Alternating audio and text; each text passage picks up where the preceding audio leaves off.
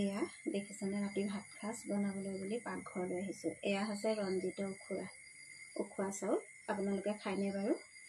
আচলতে এই মানে চাউল বুলি কয়, কিন্তু আমি যেতিয়া ৰন্ধন কৰোঁ ইয়াক প্ৰসাদ কৰিবলৈ হ'লে কি কৰিব লাগে মই তাকে আজি আপোনালোকক দেখাবলৈ লৈছোঁ। আপোনালোকে নিশ্চয় কৰে, মই আকৌ এনেকৈয়ে কৰোঁ বুলি আপোনালোকক দেখাবলৈ লৈছোঁ।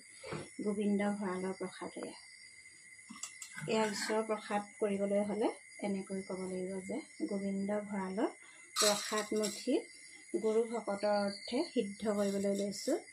এয়া ঈশ্বৰৰ প্ৰসাদ সভা।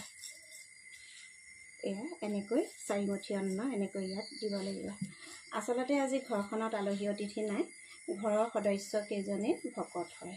ল'ৰাটো এটা মানে থৈলন্ত মহাপুৰুষ বুলি কৈছে, তেওঁকো মই ভাত মুঠি দিওঁতে কৃষ্ণ বুলি কওঁ, মানুহজনকো কৃষ্ণ বুলি কওঁ, আৰু মোৰ কন্যা সন্তানটিও মোৰ বাবে এজন আলহীয়ে, তেওঁ অতিথি বুলিয়ে কওঁ, তেওঁকো মই কৃষ্ণ বুলি তেওঁ অন্ন মানে থালিখন তেওঁৰ মুখৰ আগলৈ ঠেলি দিওঁ।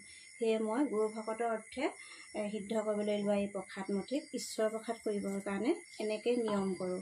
আপোনালোকে বাৰু কৰেনে? জনাবচোন দেই। ভিডিঅ'টো চোৱাৰ বাবে ধন্যবাদ।